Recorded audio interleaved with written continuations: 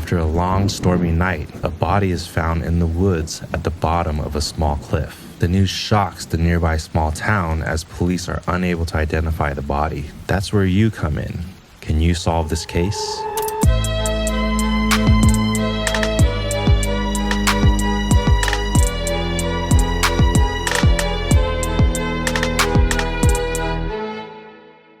Welcome to the first episode of the Gamery Files, hopefully the first of many. I'm joined by Tiff, off-screener here. So if you're wondering what this is, basically I wrote a mystery and Tiff will be solving it. I'll be guiding her through everything, whether it's looking for clues, there'll be evidence, suspects to talk to, so she will try to solve this case. So it is going to be more of a podcast format. Not sure if this is going to eventually turn into a podcast. If you're watching the video, then obviously you'll have a lot more graphics. But if you're just listening, I'll try to be as descriptive as possible so you're not missing out on anything. I think that's it. I think we're ready to go. Are you ready? Yes.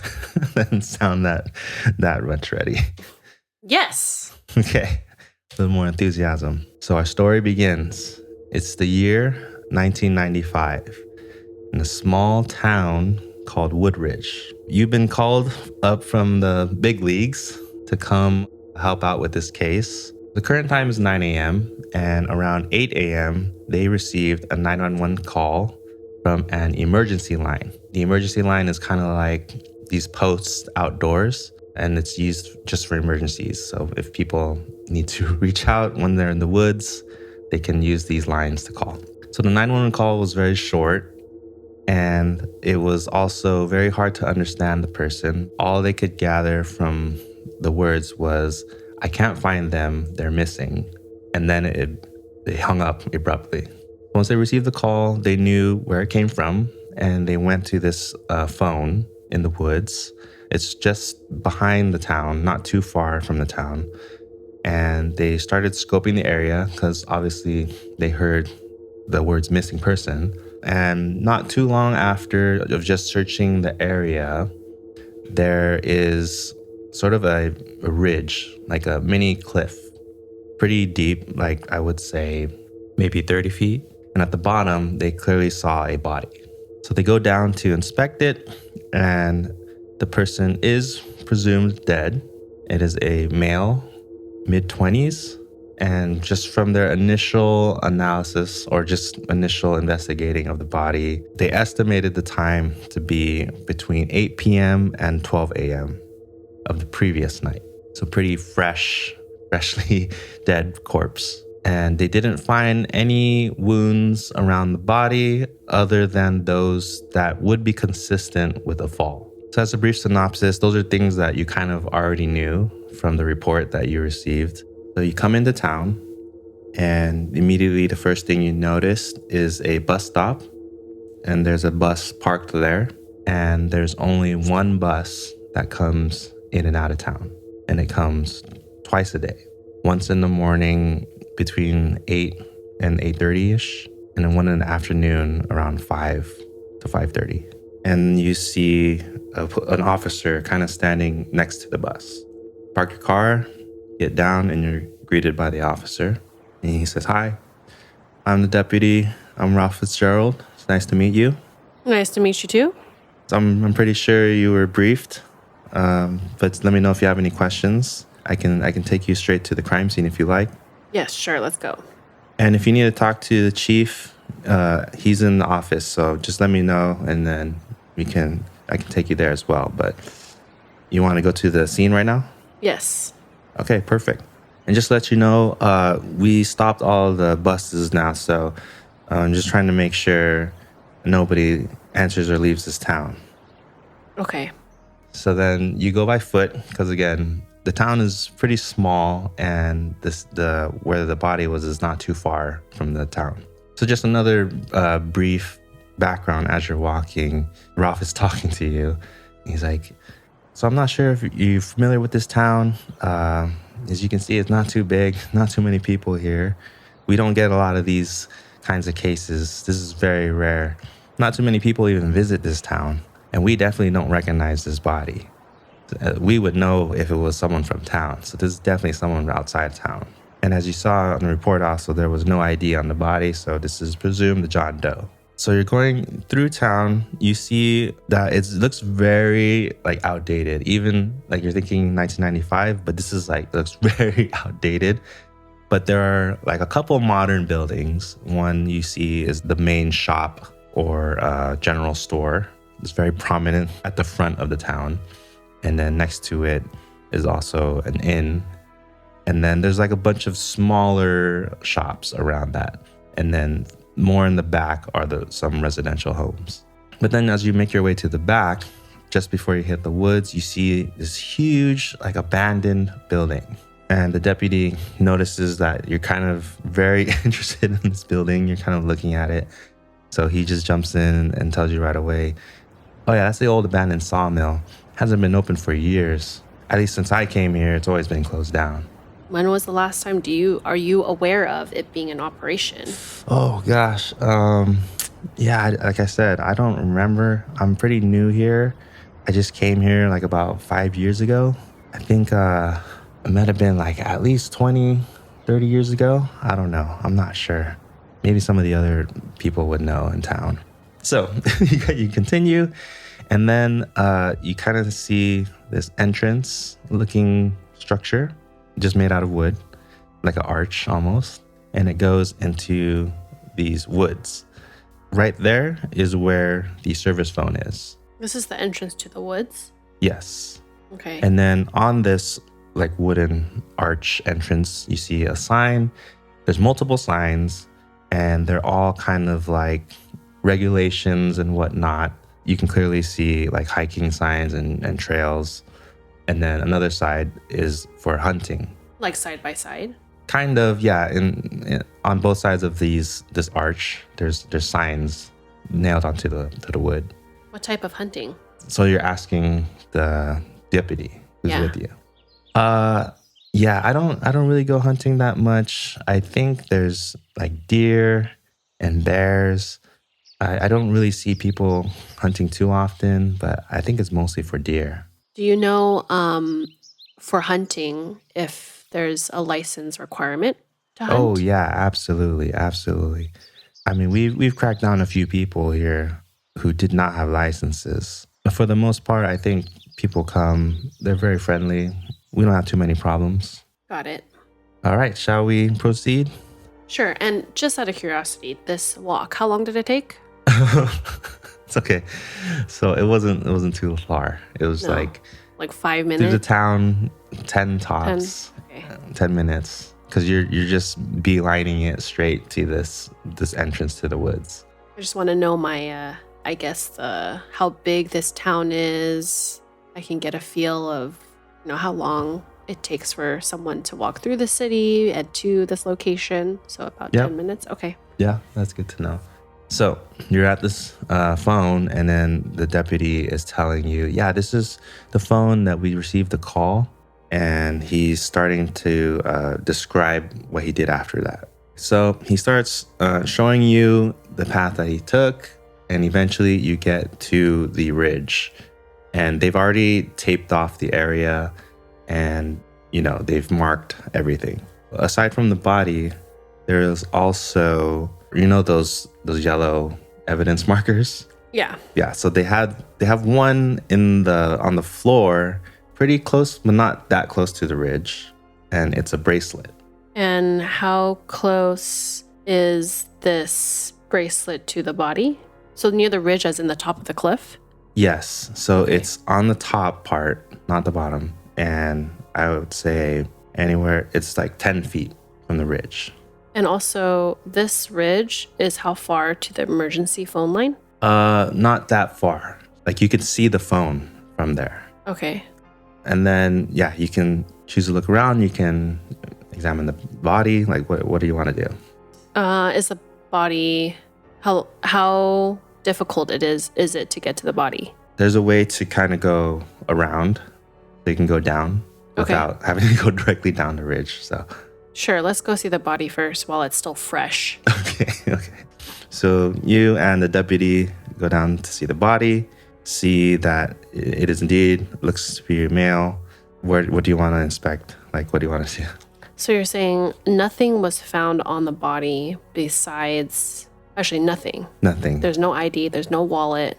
Yeah. So Nothing. he's wearing a pair of jeans and a tank top, no shoes, and you're kind of waiting for more information because this is new and you don't have information like from a, what do you call it, examiner or coroner or anything like that. Okay, you said he's wearing jeans, no shoes. He's wearing a top? Tank top. Oh, tank top. And you said that there are no wounds that associate with the fall, but are there any wounds, like visible wounds? Again, I don't know how descriptive it needs to be. It's just that from at least their initial analysis, they're consistent with like a fall. Oh, they are consistent with Yes. the fall. I see. Consistent. But aside from that, nothing that would seem suspicious. No other wounds or anything. They kind of had a ballpark estimate. I think I mentioned already that the estimated time was between 8 p.m. and midnight last night. But they got the call at 8 a.m. Yes. Interesting. Okay. How long will it take for the coroner to get results? He's on his way. He hasn't come yet. No. Why is he taking so long? It's a small town. It only takes like 10 minutes to walk here. They had to pull a lot of strings to get you. Now they wanted you to come see it first. And, coroner's coming shortly. After you had time to examine the scene, they'll probably remove the body. Who made that decision? That is someone made a bad decision. You want to analyze while it's fresh. Well, I'm a nobody. You need to see the scene untouched also, right? This is ridiculous. Okay, so when he's going to come soon, coroner? Yeah. Okay, so as soon as a coroner comes and has information, may you let me know? The deputy's like, yeah, sure. We'll definitely let you know. We'll come find you. Okay, great. So is it okay if I just scope out the area? Yeah, sure. Okay. Go ahead. So the bottom of this cliff, is it just bushes, trees? What's around here? Is there water, a river, a stream? There's some bushes and not too many trees around this area where the body is. So Okay. it's mostly just dirt. So like flat ground. Yeah. There's another important thing I forgot. There was a huge storm last night. Okay. Is very important. Slightly. So everywhere is very muddy. Okay. It's kind of drizzling a little bit right now, but it's very muddy grounds. I see. Is his clothes wet? Yes, his clothes is wet. Or Like damp. everywhere. Damp. Like everywhere. Not just wherever he is touching, contacting the floor, but also. Yeah, all his clothes are damp. I see. Can I look at his fingernails and toes? Do they have dirt in you it? can. Like underneath his nails? Make sure, you got your gloves on. Yep. I can just visually see with my eyes. Okay, I don't so need to touch. upon closer inspection, no, you don't see anything in his fingernails, Oh, but you do see there's like dirt and mud in like all of his toes and his nails. Like, I see. Obviously he is barefoot right now. I see. Okay, so fairly clean considering his surroundings. Okay, and if there's no like trees or bushes, pretty much flat ground, does this ground have any incline or is this fairly flat? No, the ground is pretty flat. I see. Have your people scoped out this walkway path to the body and also surrounding areas given the storm last night? Yes. So this morning, again, so you're asking the deputy? Yeah. Okay. So basically, I know the bracelet was found at the top of the cliff, but I'm wondering, has there been a complete assessment of the walkway, like the path to the body at the bottom of the ridge and also surrounding? I'm just gonna speak like narratively. So the deputy does tell you they inspected everywhere. Okay. All they really found was the bracelet. And again, because of the rain, all the floor is kind of like muddy. They didn't really find much else. No prints, nothing like footprints or anything, right? Okay. It's too muddy. So this bracelet, what does it look like? So it's a silver bracelet, and it's kind of like one of those chain link ones. Okay. There's nothing else too unique about Identify it. it? It's just Okay. a plain silver chain link bracelet. Okay. So you're saying that because of the storm, probably no fingerprints, whatever.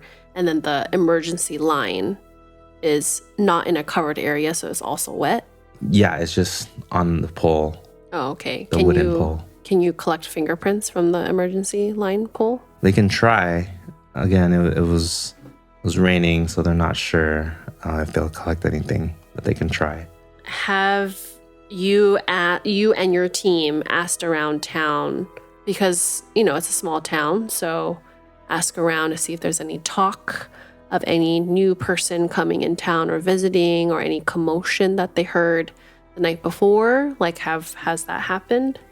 Deputy tells you, like, maybe that's something you need to do because Okay. they just got this call, and then since it was a murder possible homicide case, they had to call you right away. So they Gotcha. haven't been able to do that background work yet. Okay. Do you have any staff to assist me? He's like, I'm right here. The deputy's right here. Okay, it looks like I am okay with this crime scene until further information from the coroner. So I would like to maybe talk to the chief to get more information.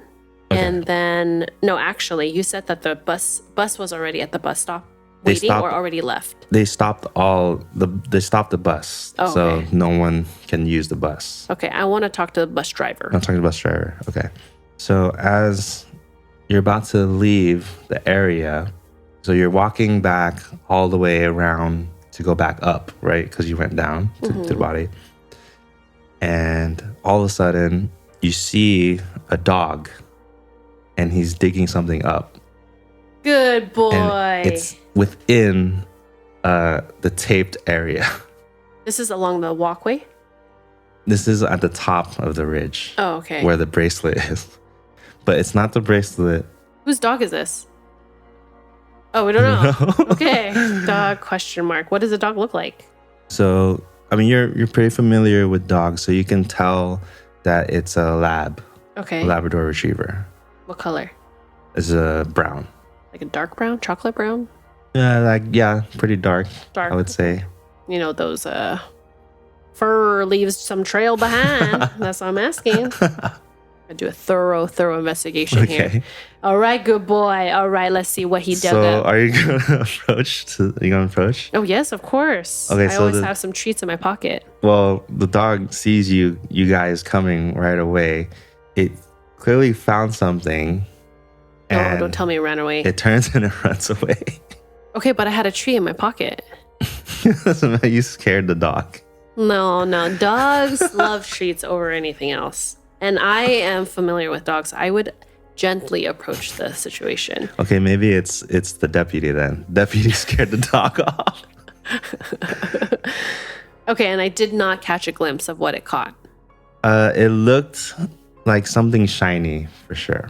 Caught something And shiny small enough, I guess. to fit in its mouth. It was just in the dog's mouth, and it ran off. All right, that's a lost cause. Sure. And I notate the direction it's gone. Yeah, so you can see it running. Okay. So, So- you can. It's like you know where it's going. Well, you know what? I'd probably just follow the dog. Let's follow the You wanna dog. follow the Yeah, dog? let's follow Okay. the dog. All right. I wonder if you wrote that in this as a possible pathway. You can do anything you want. You Okay, can let's do follow anything the you dog. want. Okay. So you can see where it's going. Again, this entrance area doesn't have too many trees, so it's kind of clear. You can still see the phone, and then off in the distance, you can kind of barely see what looks like a small shelter or house or something, and it looks like the dog is heading that way. And this shelter or house lives in the wooded area? What is it still in the wooded area? Yeah, but again, it's also just behind the town, so it's not too far from the town. Same area as like the sawmill? Kind of, because the sawmill is kind of behind the town and the other side, and it's big, so you can see that from the town. And then this entrance to the woods is kind of, let's say, on the other side of town. that goes in the opposite direction of the sawmill. Oh, opposite direction. Yeah. Okay. All right, let's follow it. I need some backup here. You got backup? Or is it just deputy. You got two of you guys. Okay. Okay, let's go. All right, so you're heading in this direction, and you see the dog clearly stops in front of this structure. And as you're getting closer and closer, you can see that it's a trailer, like a trailer home. Okay. And sorry, this is close by. This is from that entrance where you came in from, in the opposite direction, maybe about this, almost the same distance to the ridge, but just in the opposite direction, closer to the sawmill area. So you're here in front of this trailer, and the dog is kind of in the front, and the object that it had, it's digging it into the ground now. Oh, it wants to bury it. Yes. Okay, well, let's approach the dog first. Okay. So the dog is not too aggressive. I mean, you said you had some treats, right? Yeah. Somehow you always have treats. Treats. I always have treats in my pocket. Sure. Okay. Didn't expect that twist, didn't ya? No. Okay, so you offer this treat? Yeah, I offer a treat in one hand, and then the other hand, I grab the object. Well, with my gloves. So first, your action is you want to try to offer this treat, right? Yes. Okay. So what are you doing? You're just walking with your hand out? I'm like, hi. I'm like, oh, aren't you a cute, pretty boy? Boy or girl? I don't know, but you're cute. I'm like, come over. Oh, look what I got in my pocket. Oh, you want this? Yeah, your tail's wagging. Here, come here. And then, hopefully, the dog comes to me. So as you're approaching, all of a sudden, out of the trailer, barges out this pretty big, hefty dude. And he just goes, Sport, come here. And he's calling the dog. And he's like, Sport, get over here. And so the dog leaves to go inside to come towards the man inside the trailer. But now you can clearly kind of see what is in this hole. Okay. And this guy is standing right here too in front of the trailer now. Okay. Well, am I really close to this object? Can I just... You can clearly see it now. Okay. So you're looking at it, and since you're familiar with this, it is a bullet casing. Oh. Hey, that could have been a choke hazard for the dog. So it's actually great that I followed this dog. I basically saved his life. Let's just say that. And then you're looking around too, and it looks like there's a lot of kind of holes dug up. Oh. And also this guy is kind of staring at you, and okay, he's like, "What do you want, Ralph?" To the deputy. All right. And he's like, "Hey, we were just following your dog, man. We're just following your dog." So obviously they know each other. Okay, so at this point, I'd like to introduce myself. I'd be like, "Hi, sir. I am. What's my name?" It's detective or inspector. I'm Inspector T. And I just want to introduce myself. Looks like you got a lovely dog there. We noticed that your dog has something that is important to us. And I'm not sure if you're aware, but there is an ongoing investigation right now, which I cannot disclose any details, but we would need your cooperation and also your assistance in answering some questions. So you can see he's kind of not doesn't look like in a very helpful mood right now. He's actually very agitated. The dog kind of he's kind of focused on the dog right now and getting the dog inside. He eyes the object that you were eyeing, which was the bullet casing. And then he kind of gets a little flustered. Mm-hmm. And he's like, "Look, I didn't do nothing, okay? Why don't you get off my property?" Yes, I am not here to accuse you. And in fact, this object that your dog, I believe you said his name was Sport, was about to choke on that object. And I'm sure you love your dog very much. Is that right? Oh, he does that all the time. He's fine. Okay, well, we're going to have to still ask you some questions. Do you mind if we either ask you right now or schedule another time? Look, I told you, I don't know nothing about nothing. So why don't you just leave me alone?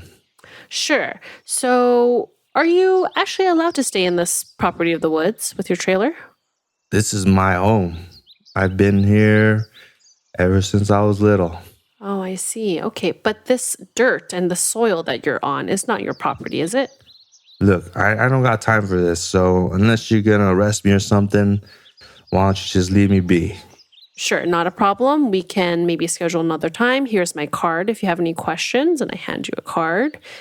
In the time being, we're going to scope around your area and outside of your trailer, and we'll not have to enter your premises, but we will have to search around this soil that's your trail is sitting on. He's like, okay, whatever. Just leave me alone. And then he he throws your card on the ground and then he shuts the door behind him. That's fine.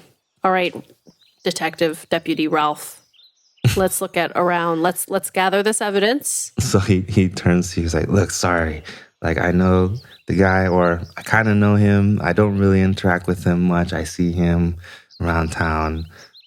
He's kind of a loner. Nobody really knows too much about him. But yeah, sorry about that. No problem. Maybe I'll know how to find a way to his heart through Sport. Sure. Okay.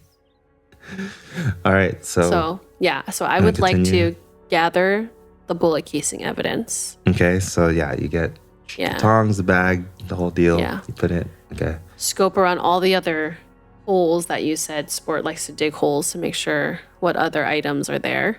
Okay. So you find some bones, but also in some of the holes are other bullet casings. Okay. And these ones appear to be more degraded, like older. You can tell they're not as like shiny anymore. They're rusted a bit. Okay. We probably still need a team out here to assess this area, take photos, and tag all these possible evidence, and then analyze each piece. Okay. And if these bones are human bones or not. All right, sure. And then I would like to leave and go talk to the bus driver. All right.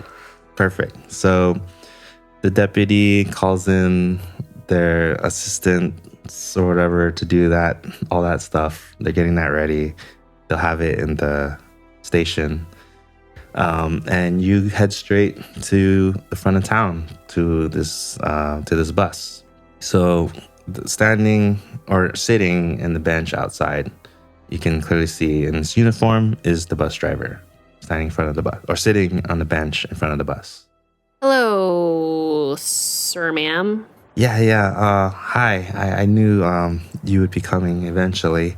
I'm Garrett. I drive the bus. Okay. Can I ask, are you the only or dedicated bus driver for this bus line? Oh yeah. I've been driving for at least 10 years now. It's just me. 10 years. That's a long time. Yeah, I love it. It's not a bad job. Nice. Do you actually live in this town? No, I don't. I live in a town not too far from here. I mean, you've been doing this for 10 years, so I'm pretty sure you're pretty familiar with the town folks here. Oh yeah, I know everybody in town. I spend a lot of time here. Okay, so just to confirm, 10 years, and yesterday, were you also working? Oh yeah. I worked. I drove in the morning and drove out at night. All right. What's your shift usually? Yeah, so I show up to the city, stop about 7 a.m., make my way over here, get here about 8, just take a little coffee break before I head back. And then around 4 p.m., I leave the city again and come here about 5. And then I head back. So I just go to and from these 2 stops. I see. Okay, so yesterday you said you were working, right? That's right. Did you, or just as of lately, maybe not necessarily yesterday, but did you notice any new face that you weren't as familiar with? Oh, yeah. Last night there was this group that came in at night. Can you give more detail? What time and how many people? Yeah, they showed up. They were waiting for me at the station in the city already when I got there. It was the four of them. It was 2 men and 2 women. Oh, waiting at the city that you were coming from to the town. Yeah, that's right. I see. Waiting at station, 2 men and 2 women. Yeah, they look pretty young. Would you say around 20s? Yeah, I think so. Maybe from their demeanor, did it look like they were like one big family, or were they 2 couples, brothers and sisters? From the way I know for sure, one of them or 2 of them were a couple. I don't know about the other 2. And then when you dropped them off, did you see where they were heading off to by any chance? Yeah, I saw them kind of looking around in town. I think I saw them going to the shop. The general store? Yeah, that's correct. And then since yesterday and today, I know we stopped all the bus routes today, but did you happen to see them again after yesterday? Oh, no, I came here at the usual time, and then Ralph comes up to me and he's like, hey, we're stopping the buses today. I see. And when you drove this group of people, did anybody else ride the bus in that same bus ride? Oh, no, it was just them. Oh, okay. Is that typical? That it's not, sometimes it's an empty bus? Usually in the morning, there's more people, and then usually I take people back. So when I left the town, there was a couple people who came back to the city with me. When you left town, when? When was this? Last night. Do you remember who is the one that you took back? Oh, yeah, they came in maybe like 3 nights ago, I think. They're a man and a woman. They looked more like maybe in their 30s or 40s. They looked like a married couple to me. Oh, I see. And left. About 5:30 is when I head back to the city. And can you describe this couple? Maybe also some nice comfortable clothes. I don't know how to describe it. Sorry. That's okay. But they were wearing hiking backpacks. Okay. And I'm assuming when people are waiting at the bus stop, those that you drop off in town could perhaps see the people that were waiting for the next ride to go back into the city.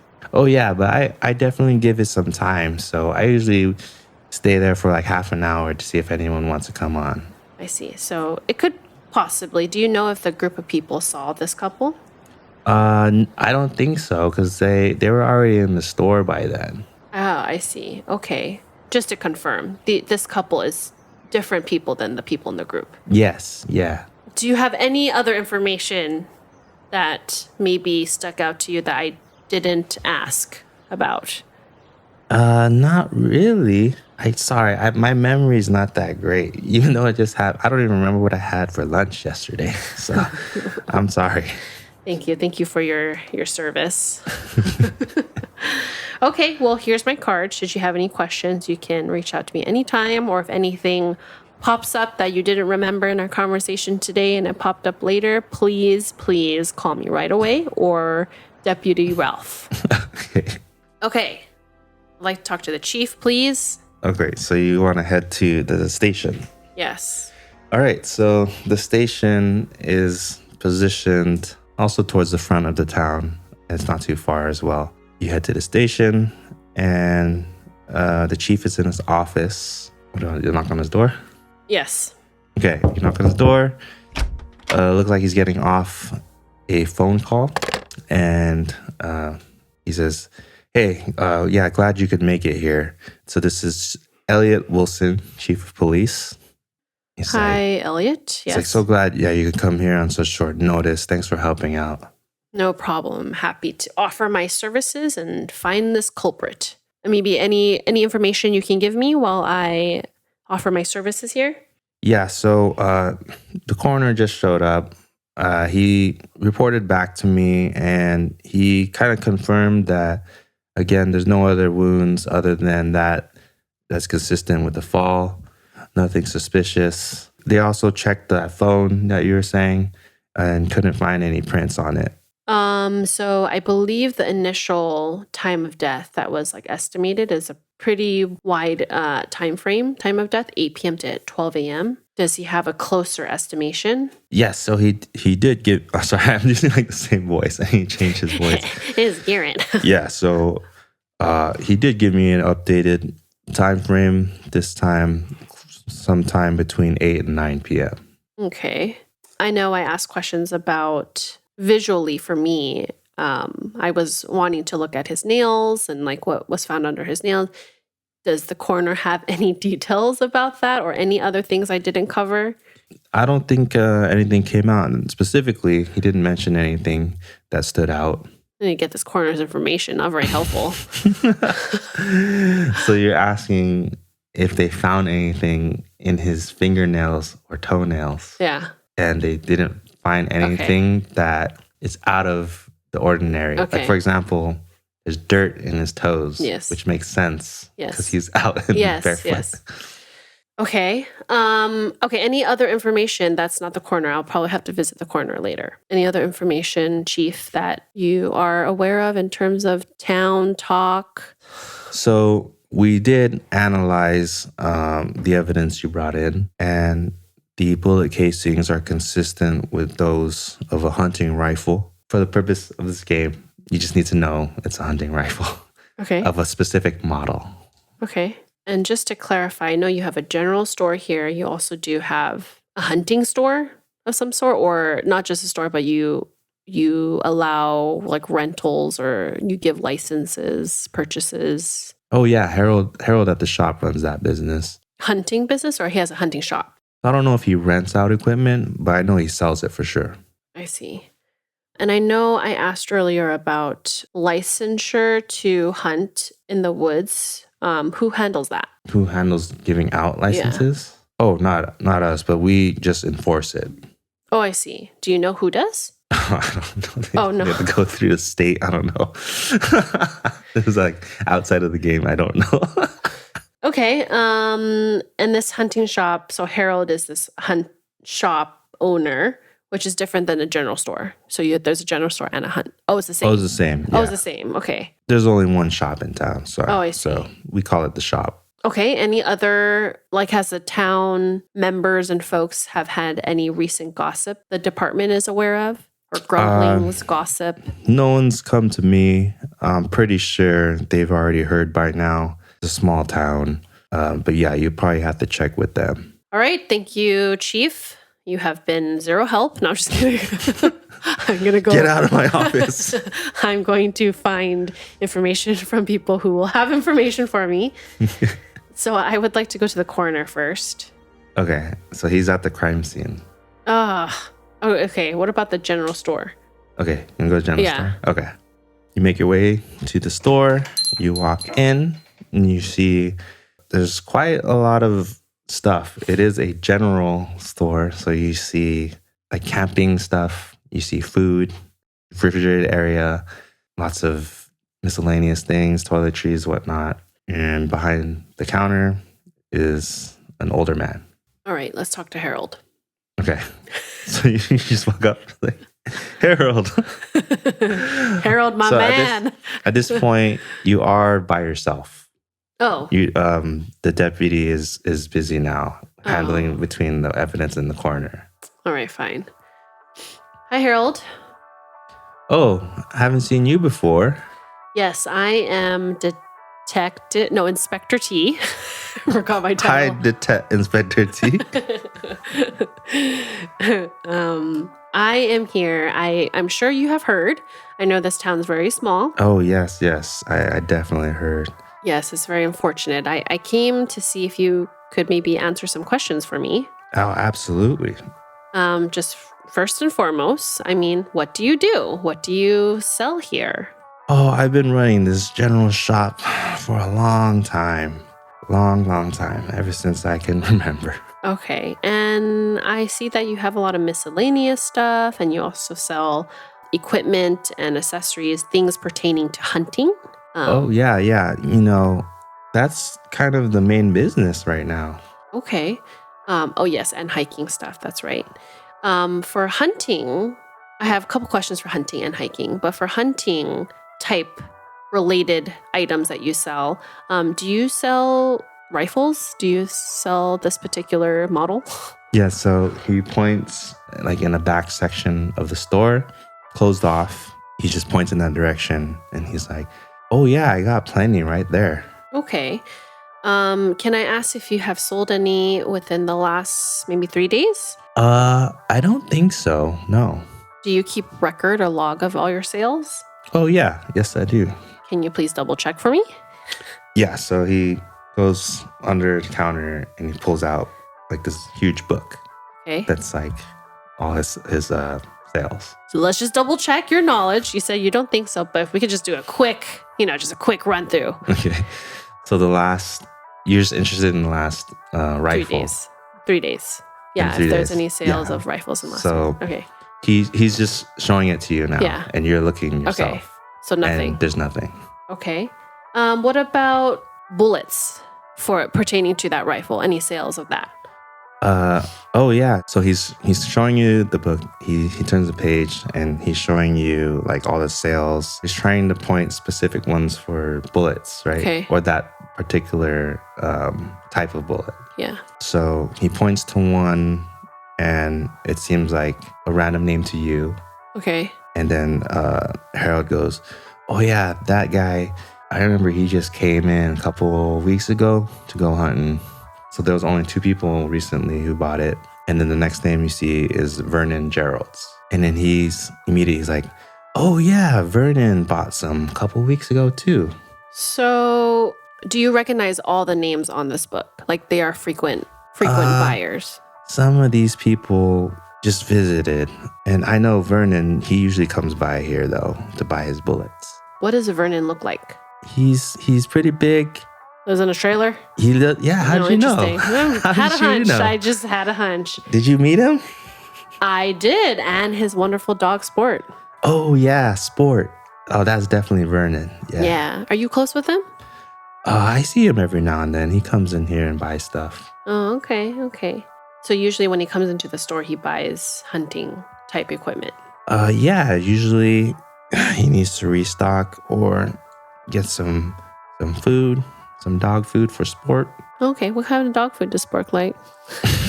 Not a 4-cent. Well, what I'm going to do is buy some and drop some off so I can befriend him. That's what audience I don't think needs to know. Sport is the problem. It's the owner. I want to make Sport become my Your friend. sidekick. Yeah. Oh, yeah, your detective pal. Yeah. Okay, so there's Vernon. And then the other ones that you said just come in town. That means those names are new to you? Oh, yeah, Okay. yeah. What are those names? So he shows you the list of Okay. names, but again, those purchases were like weeks ago. Okay. And he knows that, like he kind of knows that they've left. Weeks ago. So those are probably, what you're saying is probably not pertinent. Not relevant. Okay. Or they weren't in town. And then since, you run a general store, you're familiar with hunting, what are the typical like animals around here that people hunt for? Oh, it's usually rabbits, deer, that kind of stuff. Okay. Did you notice any new people that have visited that you're not familiar with? Oh yeah, just last night, a group of young people came in to buy some stuff. And would you say this is like a group, like group of 4 people? Yeah, it was 4 people. It was 2 guys and 2 gals. Anything about them that stuck out to you? Oh, they were pretty young, pretty rude actually. Oh no. They were just messing around in the store, touching all my stuff. What did they purchase at your store? Oh, geez, there was a lot of he doesn't remember, so he pulls out the receipt. Okay. He's like, actually, here you can take a look. Okay.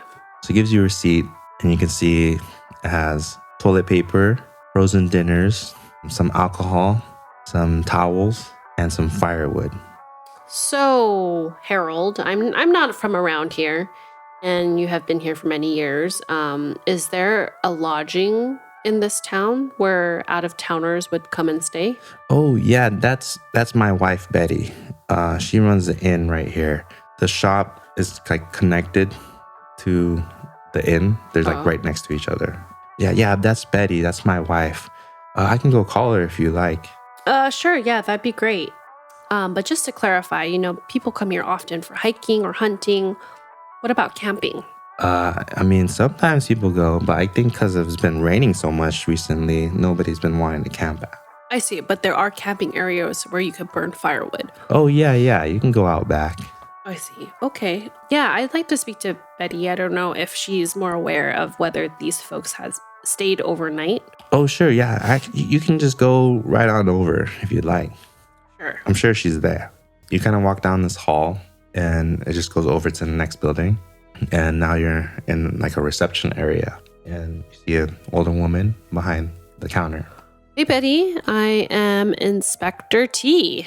Oh, nice to meet you. Yeah, I just had a lovely conversation with your husband, Harold. I see that you have a lovely general store here and also run an inn. Yes, I do. We work very hard to maintain it. Okay. And I'm assuming, just as Harold also shared, you have been in town and running your family business for many years. That's right. I mean, it started off with just a shop. And more recently, we opened up this inn maybe like 10 to 15 years ago. Okay. Yeah, I have a question. And of course, I'm sure you are aware of the recent news of what has happened over the ridge. Yes, I figured that's why you were here. Yeah, if I can ask you some questions and if you can help answer to the best of your knowledge. I know that there were a group of 4 individuals that came and visited the general store last night, and I was wondering if you came across them as well, or if they stayed at the inn. Oh, yeah, I don't remember seeing anyone. I mean, Harold must have seen them at the shop, but I was here the whole night. Okay. I'm realizing, though, they came last night and they still haven't supposedly left. Yeah. Yeah, I don't know. I'm not sure. Sorry, I'm just talking out loud here. I'm talking to my thoughts to myself. Excuse myself, Betty. You do whatever you like. You do you. Okay. So I guess okay. So if you're not aware, then I want to thank you for your time. If you happen to see any folks that come through your way, please let me know. Actually, I do have a question. I know that the town is fairly small, so you are very familiar with common faces, but maybe you often see unfamiliar faces since you do run an inn, and those that come into town are often like visitors. Oh, yes. That's exactly why we wanted to open the inn, because we noticed there were more visitors coming into town. Okay, so in the past few days, how many new visitors would you say came to stay at the inn? Not too many. Like a few nights ago, there was this older married couple that came by. They stayed for 3 nights, I think. And can you just describe what they looked like in their demeanor briefly? They looked older, like 40s maybe. Okay, and what were they wearing? He was wearing like a polo shirt, some nice pants, and the lady was also wearing some nice clothes, and they brought some hiking backpacks with them. Okay. Anything particular about them that seemed out of the ordinary or unique? No, they were very nice. They would talk with me. They told me they were here because they heard about the nice trails out back. And I'm assuming you have like a check-in or a logbook. Can I get their information? Oh, yes. And then, so she reaches under her counter and pulls it out. You can see it. It's pretty consistent with what she's saying. Random names. Oh, okay. Random names. Do I need to know phone number, address, where they're coming from? Okay. No. But they did give full names and phone number contact information. Okay. They gave full contact information. Okay. Did you have any conversations with them during their stay by any chance? No, just passing by. Okay. So the couple is the last name in the book. I'm sharing with you because this is what you're seeing in the book, that no other guest has come to stay in this past week. Okay. Except for that couple. You're looking at the book while you're talking, and she's getting nervous. She looks really nervous for some reason. She's not making eye contact with you anymore. She keeps on looking down the hall. So according to your logbook, it seems like the couple was your last guest that stayed here? Yes, that's correct. Okay, so I guess you don't mind I take a look around your inn?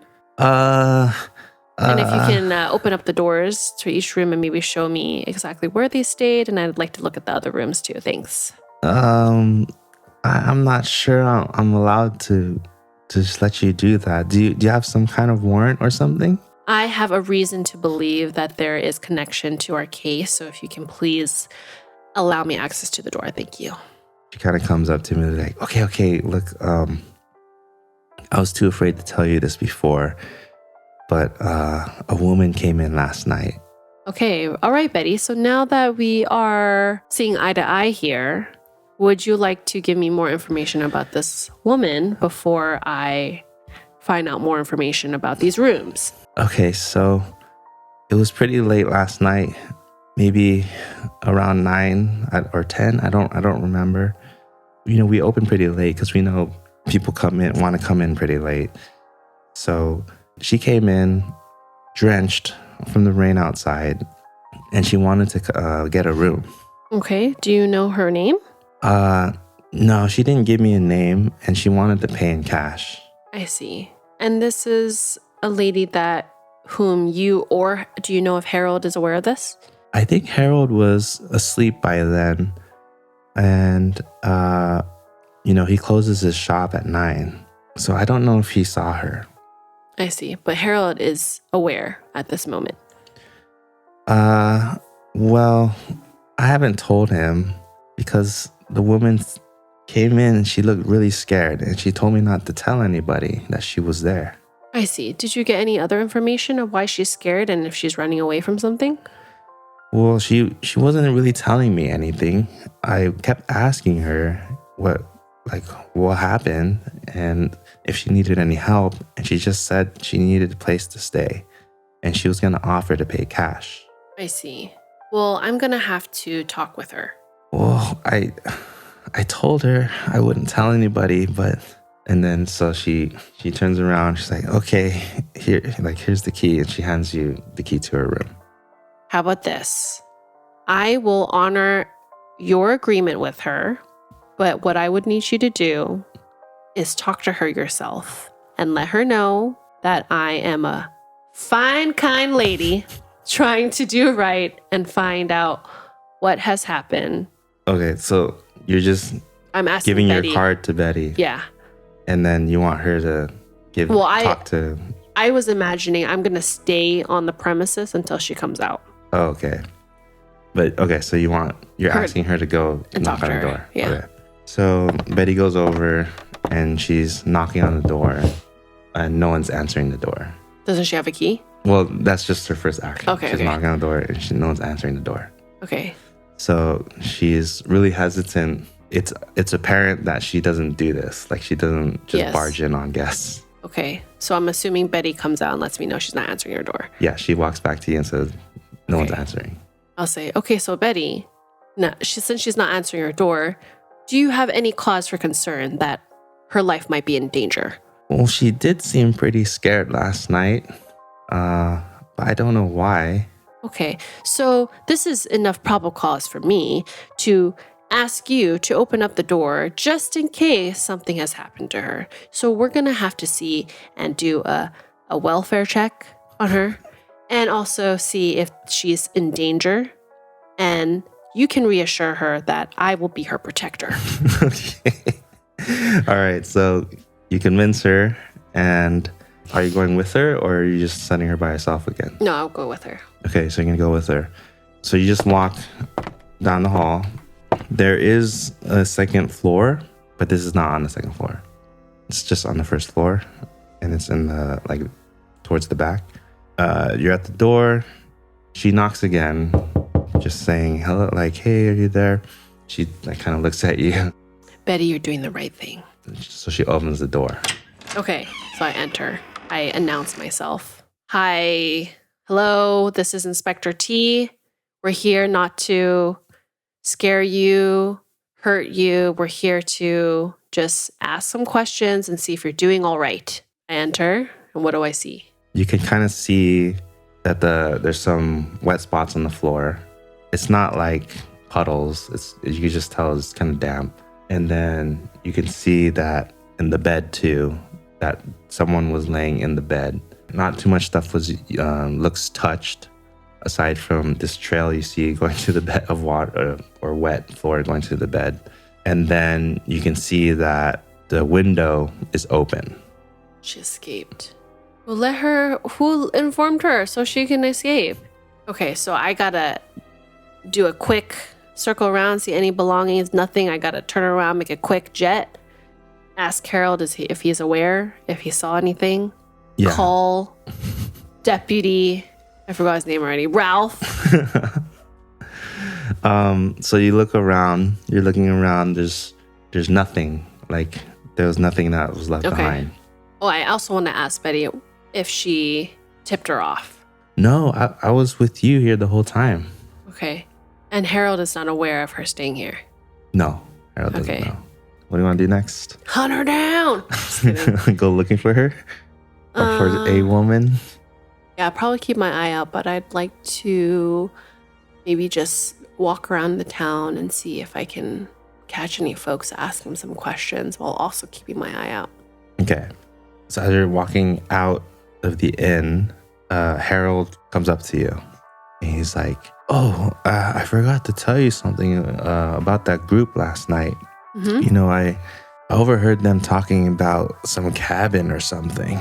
That is crucial information. Interesting that you suddenly remember that. He's like, sorry, it just clicked in my mind when I was looking over the receipt again. And I specifically remember their conversation. All right. What did they say about the cabin? I just remember one of the girls was asking about where the cabin was. Oh, where is this cabin? I'm not too sure, but they could be referring to the ones outside of town. Oh, okay. What are those?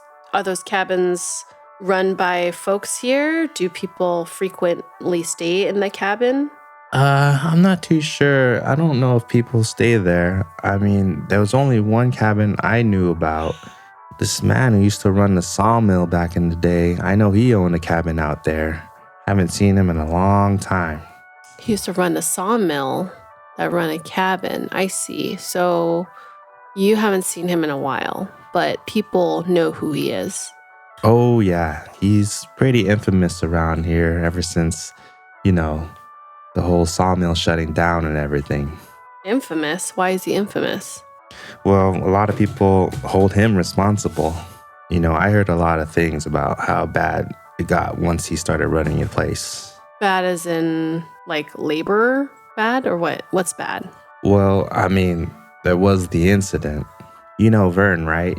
Know of him, yes. I did meet him. Well, his daddy used to work there until he had an accident, and he actually died. Oh, no. What was the accident? Well, it was faulty machinery is what I heard. Okay. I heard that this owner was cutting corners. The quality of the equipment was really bad, and that led to his death. Anything happened between Vernon and this owner? Not that I know of. It's also sad, too, his mom and all passing away. How did the mom pass away? She'd been ill for a while, so I don't think it came as a surprise. It's just sad and all. So do you know who runs the cabin then, if you haven't seen the owner? No, I'm not too sure. Okay. All right. Thank you for your time. I'm going to go head out to town and see if I can get more information. Who are you going to? Let's go to... So is the deputy with the coroner? Well, he's currently in the station now. Okay. Probably head back to the station to see if they found any more updates on the items of the dug up holes, and maybe any other new information. Just a quick stop.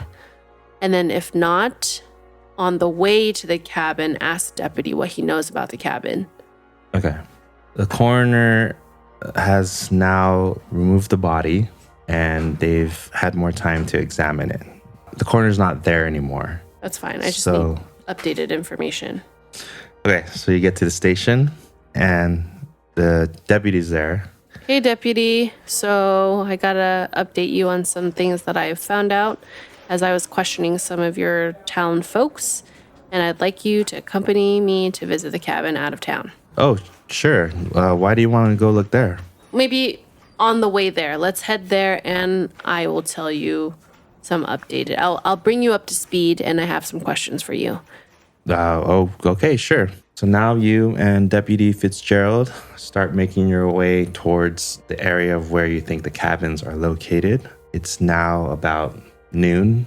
You actually end up walking past the crime scene, and you're going a little further than that. And off in the distance, you do start to see what looks like a cabin. The deputy kind of reminds you like, hey, look, we don't have any warrant or anything, so we're just going to knock on the door and see what happens. Okay? Sure. All right, let's go. So you get to the door. It's not that big of a cabin. It's just one story from what you can look from the outside. You walk right up to the door. So he goes, Deputy Fitzgerald, anybody in there? Immediately you hear some scuffling inside and what clearly sounds like someone opening a window and jumping out from the side. You have a choice now. Do you want to see what's going on, inspect this incident, or would you rather have the deputy go? I will go. Okay. Say, Deputy, you stay here. I'm going to check out back. All right. I figured you would. So you go around the side and you just see a man gunning it. He's running. So what do you want to do? Chase Run after him. Okay. Yeah.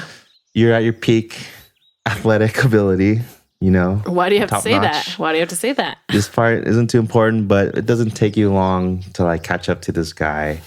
He's not even wearing shoes. And, you know, you're trained and everything. So you catch up to him easily and kind of knock him down and like you pin him down. And That should be a given, but okay.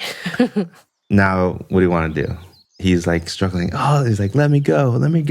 No, I arrest him. I detain him. You detain him. Okay, so you're putting cuffs on him. Yeah, why are you running off? Look, you guys just scared me, okay? I didn't do anything, I swear. Well, only those that think that they're guilty will run off. And yeah, so you like continue trying to question him, but you're not really getting anything. So do you want to see what's going on in the cabin? You want to take him straight to the station? Like, what do you want to do? So at this point, I don't have his name. He's not giving it to you. Oh, okay. Yeah. Did the deputy, was he successful in having someone like open the door? Or it looks like there was only one person. No one. We don't know yet. Okay. So I'll probably cuff him, put him in the, wait, did I walk? You guys walk Okay. there. Did I walk or did I drive? I'll probably take him with me and so I can keep an eye on him, but then I'll ask him if someone else is in there. And if not, for us, well, first I'll ask him, is anybody else in there? Okay. He tells you he's just alone. Okay, well, I'm going to ask the deputy to open the door, make his way in. You're now back at the cabin. Yes. Okay. He's agreeing with you, you know, it's very suspicious now. Someone just ran off. He tries knocking one more time and he gives a clear warning, you know, we're going to open this door. Mm-hmm. And boom, kicks the door open. Okay. So inside this cabin, you know, there's a living room area, small kitchen area, a couple rooms in the back. You don't really see anybody in there. You start searching the premises and the rooms. Doesn't take long, and you find a woman in there. All right, let's detain her and be like, okay, for questioning. So she looks like really freaked out. She's panicking. The deputy is trying to like console her, but at the same time telling her the situation. And he's like, look, you guys are in trouble. It's just suspicious that your friend here ran out the window and we just want to know what's going on. Okay, so now you're in the cabin. You have these two people. What would you like to do? And it's confirmed like she's the only one there. Yeah, you do a sweep. Actually, to kind of speed things along, you do search the cabin, right? So you have them detained, and now you're starting to search around the cabin. The first thing you notice is when you walk in, there's a nice framed picture, but it looks a little old. And you can see a family. There's a husband, a wife, and a small kid. And in the background is the sawmill. Okay, probably the small kid is Vernon, I'm assuming. Who knows? Okay, so then you keep searching, and the girl is in one room, the room that you found her in. Mm-hmm. And I guess for now, you just have the other guy. He's kind of just in the living room and keeping an eye on them, right? Okay. But you search this other room. It looks like a mess. Like the bed, there's a bed in there and a drawer or dresser. Everything is like thrown all over the place. And among the mess, you do find a couple things. So there's a Polaroid camera and there's some Polaroid photos of a man and a woman, but it's not the two people you just apprehended. I see. And then you find a wallet, and inside there's an ID card. Okay. And the name is Thomas Ridley. Description of Thomas Ridley, is he like mid-20s? Yeah, on the ID card, matches. The age is 20s. Can I? And obviously, so at this point, there's a picture on his ID. Okay. And it looks exactly like our victim, John Doe. Okay, got it. So that is most likely our victim. And the photos of the man and woman, it's not either of the two we apprehended, and it's not Thomas. It is Thomas. Oh, it is the photos. Thomas. Okay. Yes. And this woman that I see in the photos also looks around the same age, like yes, mid-20s. Okay. The two in the cabin and the two in the photo all look around the same age. Okay. So I'm going to assume as the Inspector T that... Inspector T. It's like Mr. T. Yeah, that's what I thought when I said Inspector T. Glad we're on the same page, Deputy. I'm going to assume that, or not assume, but I'm leaning towards that the two that we apprehended and the two in the photo, or these Polaroid photos, are the group of four. And perhaps the runaway from the inn is this woman in the photo. Can I I'm taking photos of these evidence? Oh yeah, you can I grab them. You can grab it. Okay. So you're taking these photos with you, the ID card. If you want, you can take the frame photo, whatever. Yeah, I want everything you mentioned that I'm noticing in the room. I want Deputy Ralph to take note, bag the evidence, take notes. And then we're going to take these two detainees back to the chief, or what is it? To the office, sheriff's office. What do you call it? Okay. Okay. So you're taking everything as you grab this frame photo off the wall and you turn it around. It's written in the back and it says Ridley family. Oh, interesting. Okay. So it's not, or I don't know. Wait, what's the last name of Vernon again? Gerald's. So it's not the photo of Gerald's, but is now the photo of possibly Thomas Ridley's family. So he's bagging it up. I'm assuming you're still inside. Oh, wait. Sorry. I was trying to connect the dots that it would be Vernon, but I was thinking that Vernon was the son of the sawmill owner, but it's actually the son of the father who got in the issue with the owner of sawmill. Sorry. Yeah. I was making the connection, but I made the wrong connection. The accident. Yeah. Okay. Okay. That makes sense. That's what I was thinking. Okay. So also to kind of help things along, speed things up, the deputy is not just helping you search inside, but also the perimeter of the cabin. And in the back of the cabin, he finds a hunting rifle. Is this the same as the rifle that matches? So he is familiar, and they've already did their analysis on the bullet casing, and that bullet case would match, or is the ammunition, that would be used for this particular model of hunting rifle. I see. Okay, so then we'd need to also take this into evidence too. Run fingerprints if possible. Whether I'm sure each rifle has a unique serial number, and log it back to Harold and see who purchased it. Okay. I will have to say, this guy that ran off through the window, he was just gonna leave his friend? Ditch his friend in the cabin? That's sad. I should use that against them when we're questioning and be like, your friend? Not trustworthy. Okay. So now what would you like to do? Head back to the sheriff's for questioning. I want to You want to take them back? Okay. Yeah. So you're going to take them back to the station. You have them for now in separate rooms. So who would you like to question? The man or the woman? The man. Okay. So because of the circumstances, they were able to search him, or you kind of searched him too when you tackled him, and he did have a wallet. So you do know that his name is Trevor Brown. All right. So you have him, or the deputy is like, all right, Yeah, Trevor's here in this room. Let us know if you need anything. We'll be on the other side. All right. All right, Trevor. The best thing to do is to be honest up front. Okay? We'll make this easier, make it short and sweet. Don't I get a phone call or something?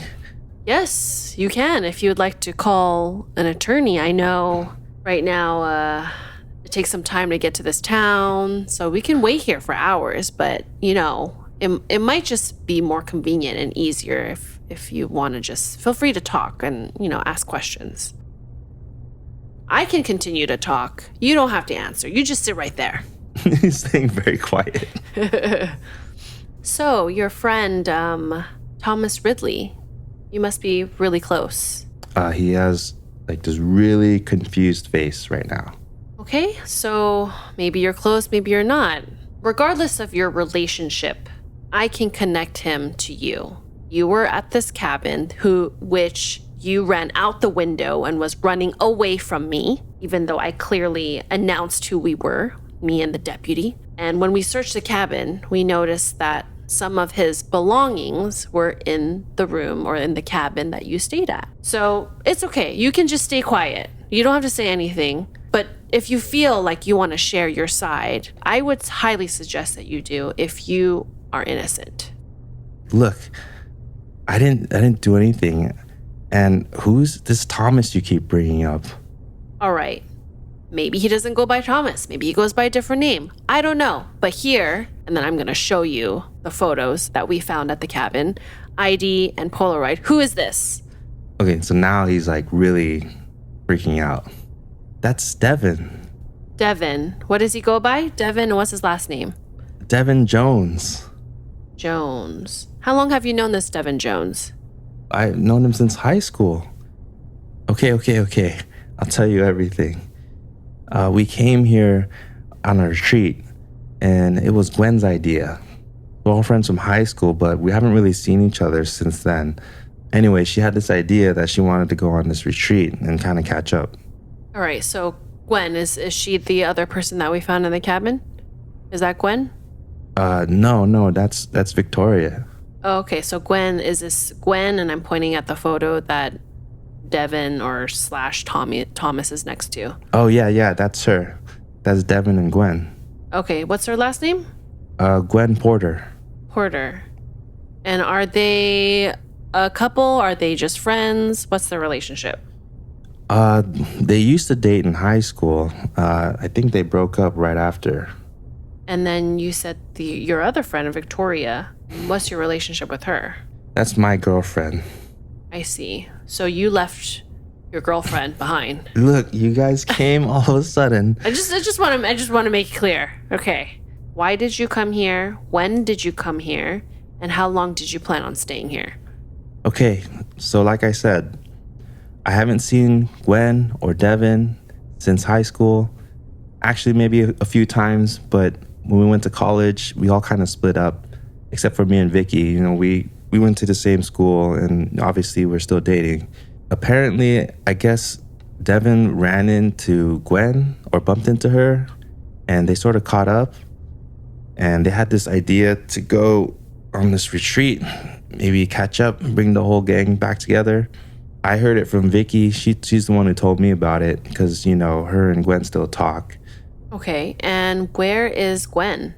When's the last time you seen? Where is she, and when was the last time you saw her or was in contact with her? Look, I haven't seen them since last night. Okay, what time? I don't know. Last night was such a blur.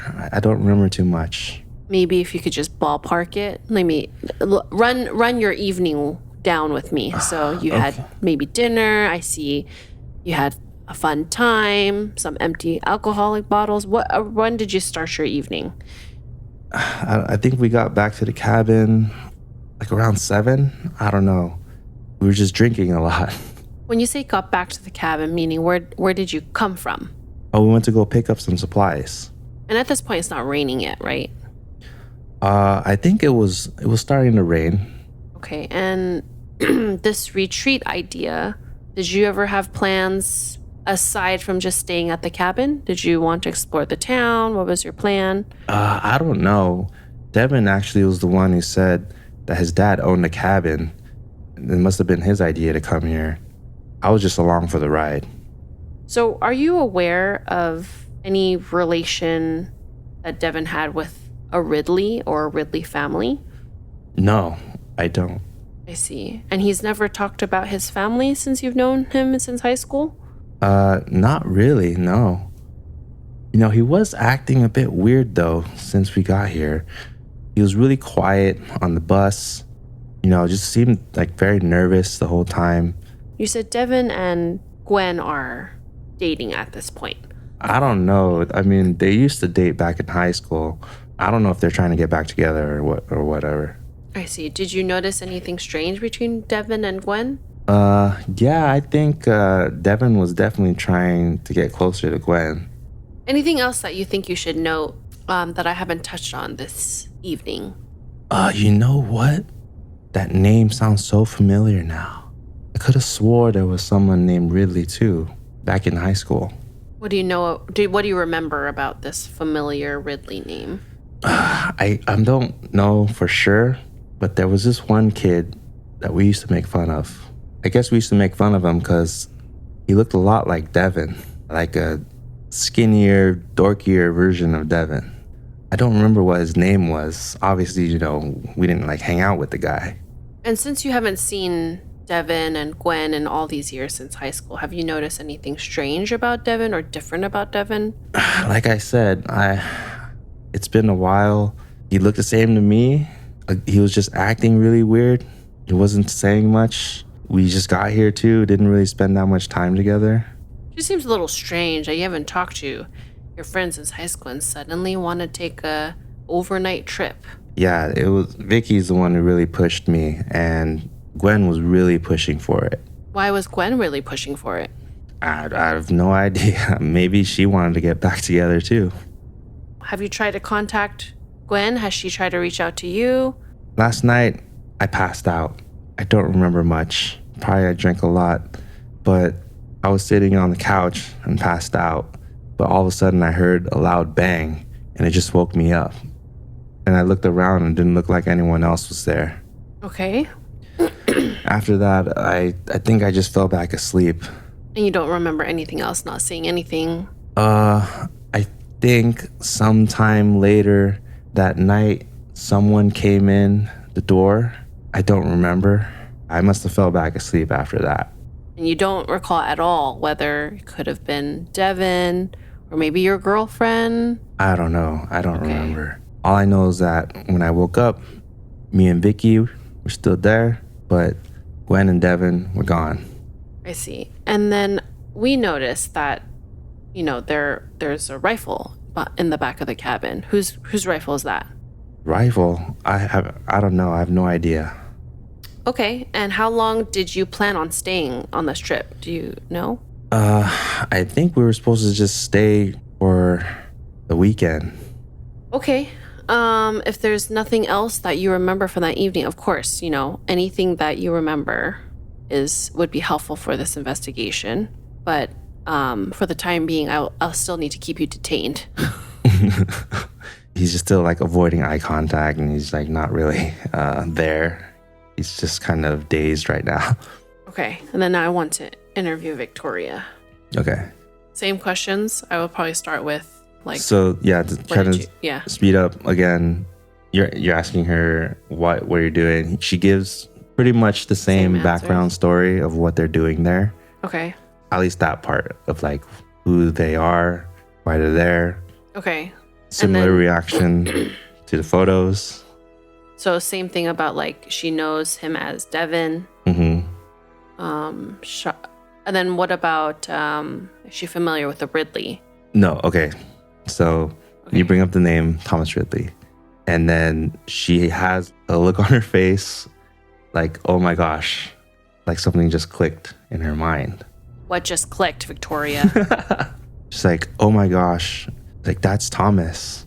Like she realizes, I think now that it was Thomas. So who is Thomas? That guy right there. And you have the photos, right? Yeah. Right there. That is Thomas. He was with us the whole time. All right, Victoria, you got to lay it down for me. Thomas Ridley in this photo is Devin, or are they two separate people? And you're saying Thomas Ridley is the person that you all made fun of in high school? Yes, Thomas Ridley is the person we all made fun of in high school because he looked a lot like Devin, and Devin especially did not like the skinnier, darkier dude being compared to him or being associated with him, which is probably why they picked on him. So you're telling me this whole ride to the town, spend the night, almost spend the night. You did not know that this is Thomas Ridley? Look, it's been a long time since I've seen him, like almost 5 years, and I don't know. I don't know. He changed so much, I guess, from what I remember in high school. I mean, they got the same hairstyle.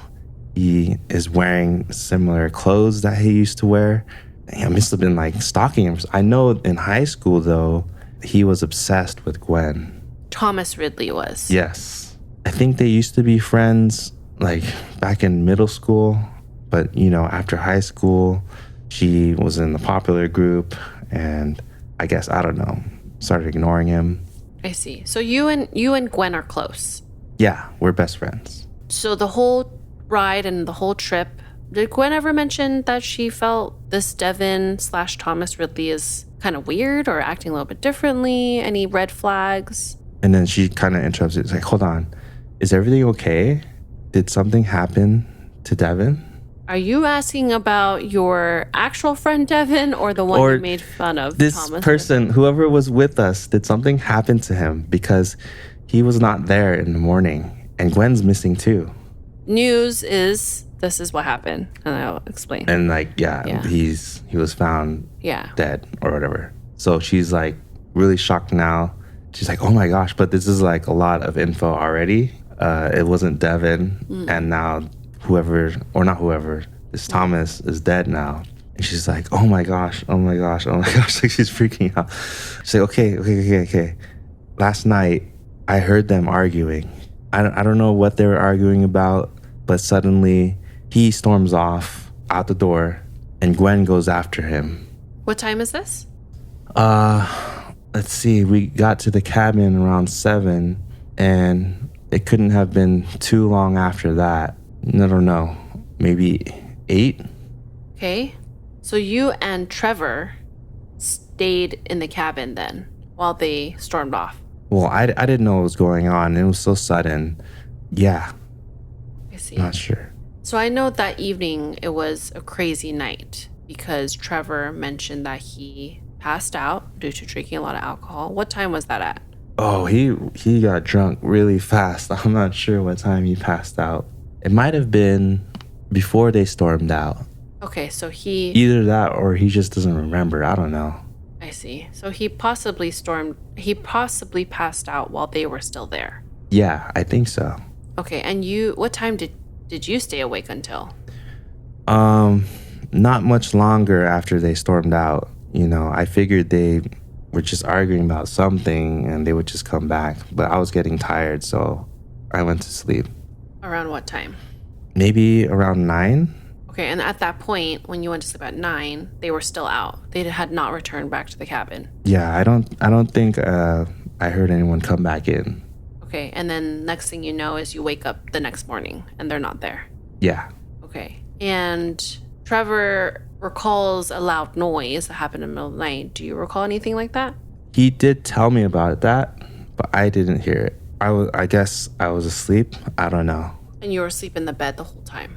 Yes, I was in the bedroom. And since then, you have not heard from either of them?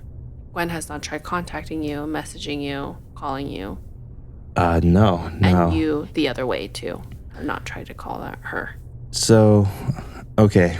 In the morning, I was freaking out because they weren't there, and I didn't know what to do.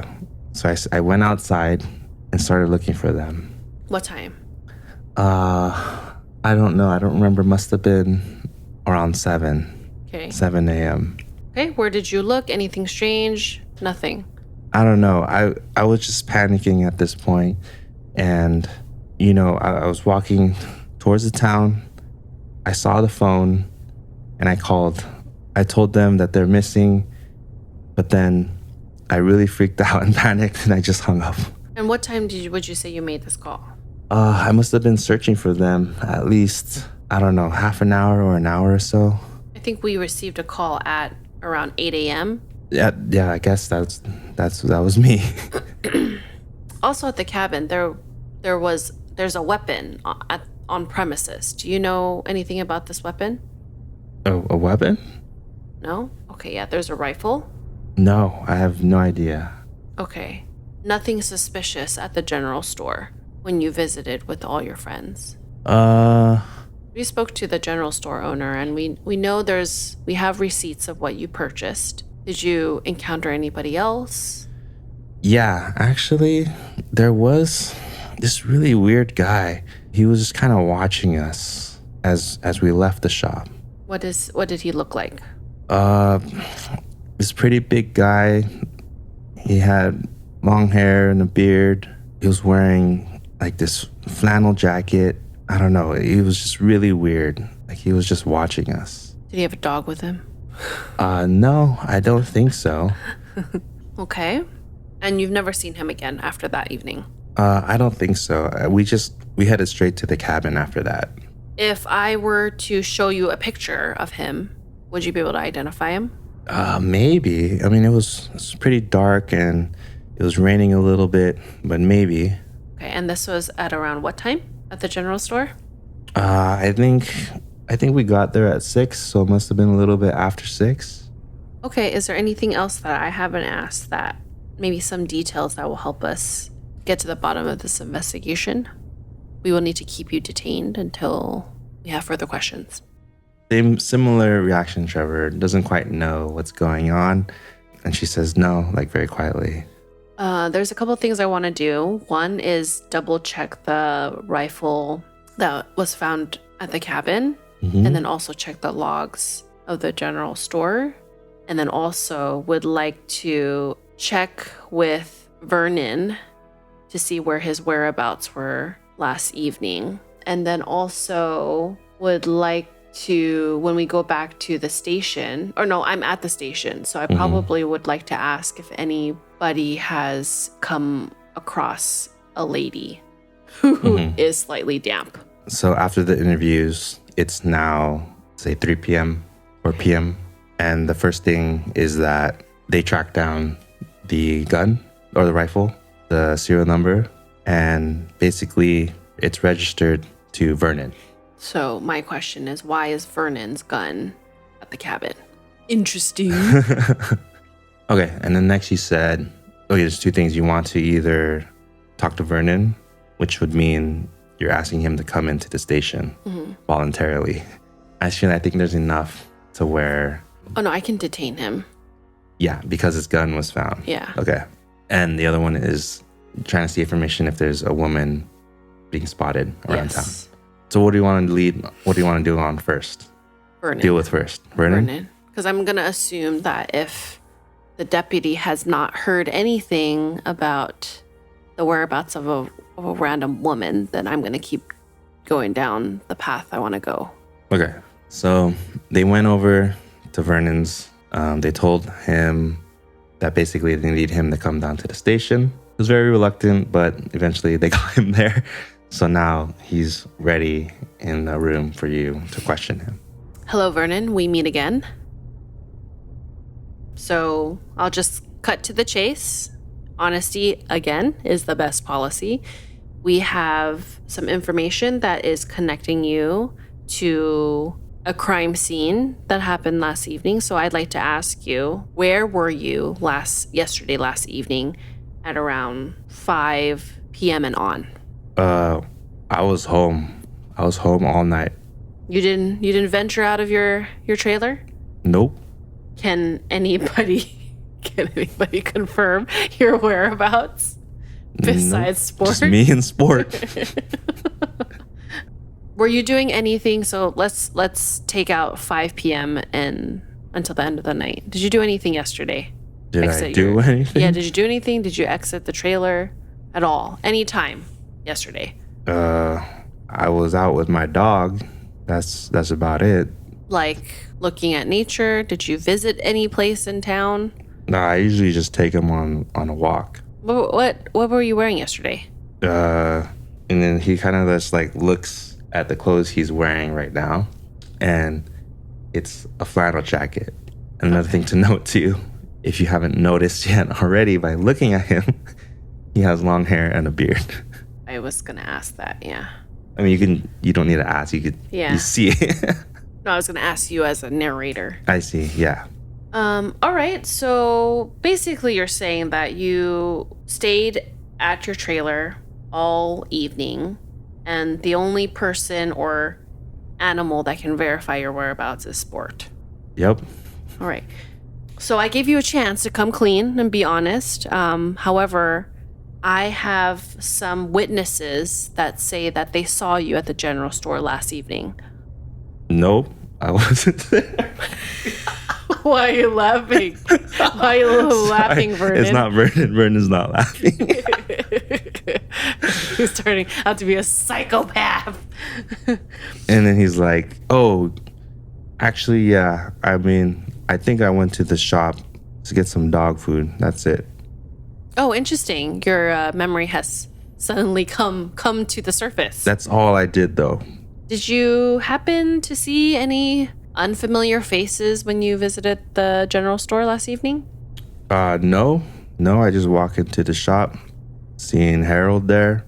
And what time was that at? Must have been, I don't remember what time. If you just give a best estimate. Like, what time do you usually feed Sport? Was it before, after his meal? What time is that usually? Well, it was dinner time, and I noticed he was out of food, so I went to go pick some up. Would you say that you probably visited around 6 p.m.? Is that likely? I don't know. Maybe. I don't know. And you only bought dog food? Yep, that's correct. So if I were to go to Harold and General Store, I would not find any record or receipts that you bought anything else? And No? he just kind of gives you this look like, Okay. whatever. What else do you buy at the General Store? Food? No hunting equipment? No hiking equipment? Nothing? Nope. All right, Vernon. Like I said from the beginning of this discussion interview, honesty is the best policy. So I'm trying to understand and give you opportunities to come clean, okay? Now, this is the second time. I'm sorry. You guys can't see her. She's like intense right now. So I'm going to say that I have receipts that I can refer to that not only were you there that evening, but you also purchased other things besides dog food. So would you like to take this opportunity again to come clean and be honest about what you purchase at the general store? Look, I don't know what you're talking about, okay? And then you do have the copies of the receipts and the photos of the other records for The like logs. the ammunition and whatnot. So you just want to like show yeah. it. Okay. You show it. I go, boom. So you had the receipts of that night, particularly around like 6 p.m. and around 6:10 p.m.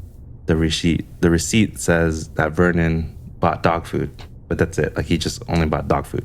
And then at 6:17 p.m. is the receipt for the group. I see. So they were in the same vicinity at the same time. So what does Vernon say when I show him receipts that he has purchased other things besides dog food at the general store? Well, yeah. So now you also have the logs for the ammunition. Right. But that's like 2 weeks ago. Sure. The last time he bought it. Sure. He still is lying. So he's like, you know, I like to go hunting sometimes. Do you like to hunt humans as well? And he's just like not fazed by that question. And he's just like stays quiet. Have you purchased weapons from Harold as well? Yeah. I mean, a long time ago. Actually, my rifle went missing last night. Oh, interesting. That's some information that would be helpful for this investigation. So let's continue down that path. Well, I don't know. Sometime I just noticed it was gone this morning. This morning. Well, I went to go see if it was there in my truck. It was gone. I see. So rifle went missing. Well, I will just say, if you can best recall all your details, that would be helpful because we have found your rifle that you said that went missing that could possibly be tied to a crime. Unless you can give us other reasons as to why you are not a person of interest to this crime, the charge of murder could possibly be on your table. Okay, so that perks them up. Okay, so I mean, I did see someone last night. What time? I don't know. So I know she stole my gun. So I just heard this yelling outside my trailer. I looked outside and I saw this man running away and a woman with a gun. And I know for sure that was my gun. I see. Then I go look outside and sure enough, my gun was missing. So you're saying that you knew that the gun was missing last night, not this morning. Look, okay, maybe I'm forgetting the details here. So yeah, he's okay. Basically, I have him in my hands. I see. Okay. Since you witnessed that, did you think about, oh, maybe I should report my gun go missing? Or maybe I should figure out why someone's running with a gun and chasing after someone else? He just stays quiet. He doesn't answer questions. So did you do anything about that after that? Or you just went back into your trailer and carried on with your day? Well, I figured I'd just report it in the morning. You know, who's going to be up that late? So. Okay. And since you encountered the yelling and seeing this woman holding your gun, chasing after a man, running away from her, after that, did you notice anything else? Like any sounds of a gunshot, any screaming, nothing? Nope. Don't remember hearing anything. Quiet evening after that sudden riled event. Okay. I figured there's something going on. I don't want none of that business. Okay, that's very helpful. Thank you for finally being honest. I appreciate it. Can I go now? Yes, I can let you go, but you must stay nearby. You may not leave this town. And also here is a can of dog food for Sport, the one that he likes. Okay. He just like doesn't say anything. He doesn't take it. He just how leaves. How dare he? So you're done with this interview? Yes. All right. So you walk out. I'll give a little bit of a nudge here. You have a lot more evidence now, and you're mentioning you wanted to go around town and start asking questions because you're looking for this woman. Yeah. And now you presumably have a photo of her. I probably, if I have extra task force, make copies of her face and then have everyone go around the town to see if you've seen her, whatever, right? Okay. Another thing we haven't visited is a sawmill, which I'm kind of curious. Okay. Is that something that I should not explore? It's been abandoned. Okay. It's pretty run down. I don't think anyone is there. Okay. I just don't know if she actually ran there for refuge or to hide there. I see. Okay. If not, then I won't go there. Okay. Yeah, we don't know.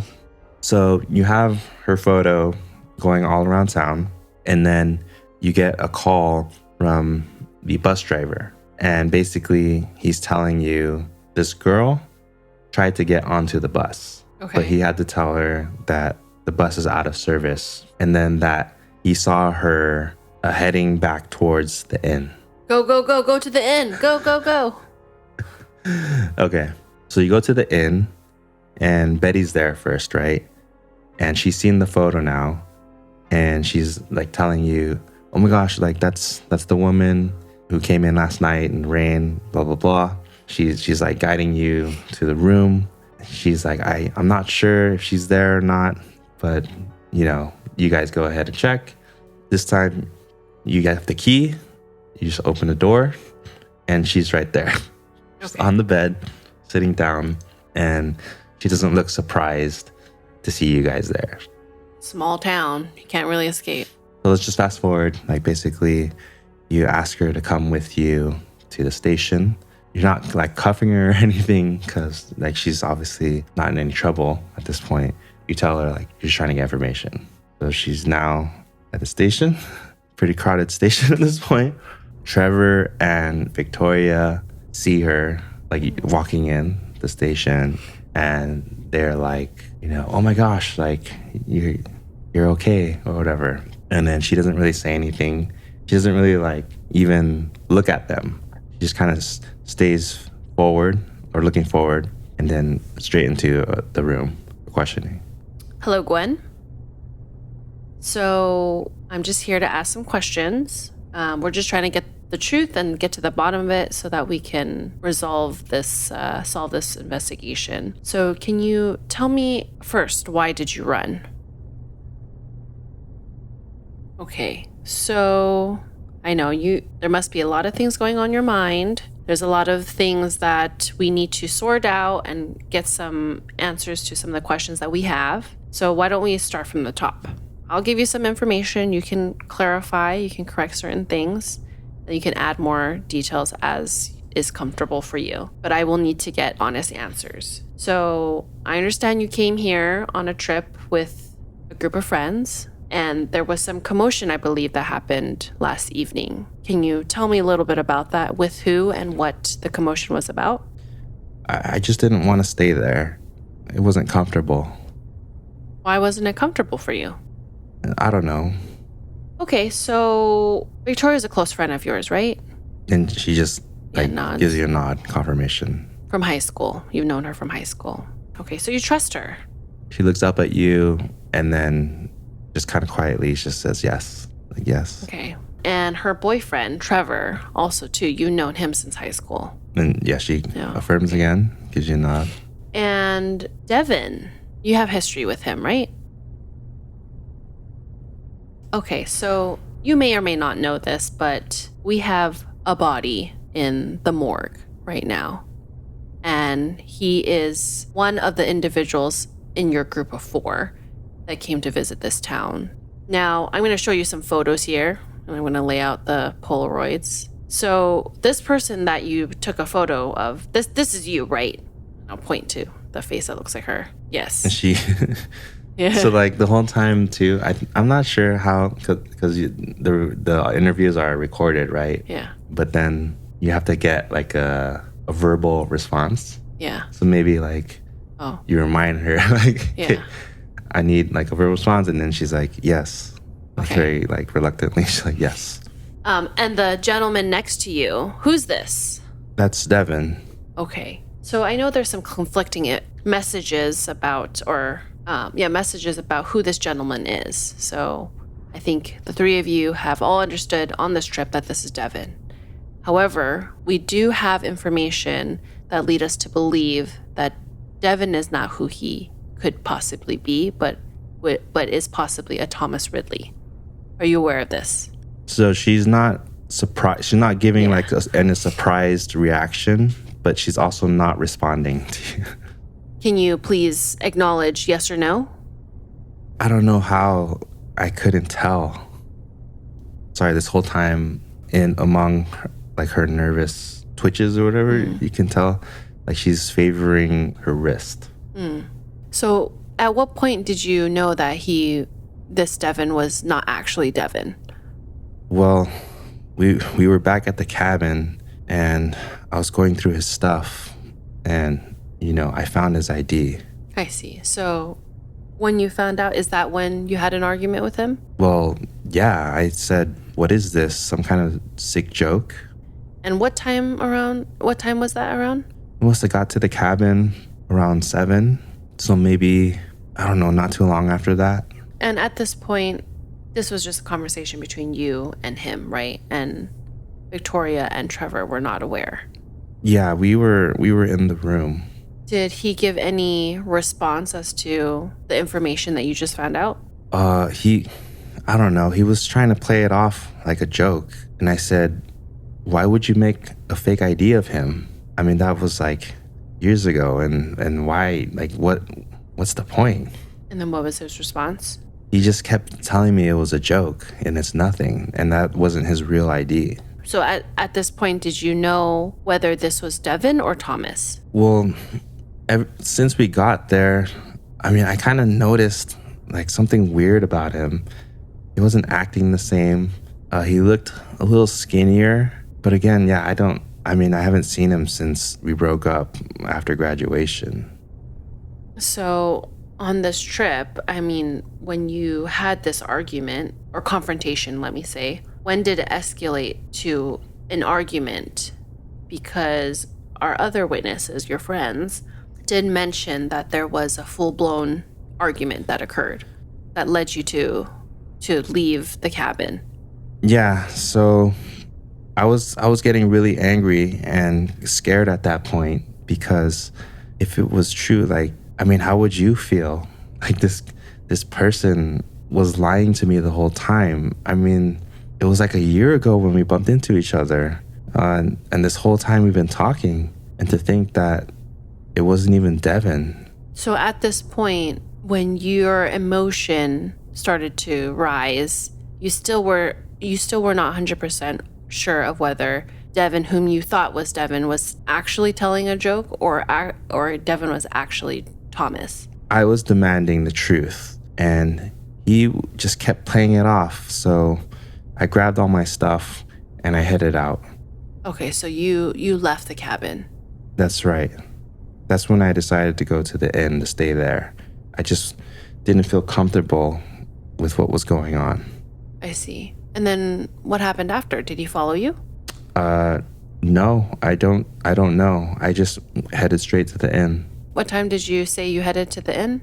I don't know. I headed straight there. Must have been like 8 p.m., 8 or 9 p.m.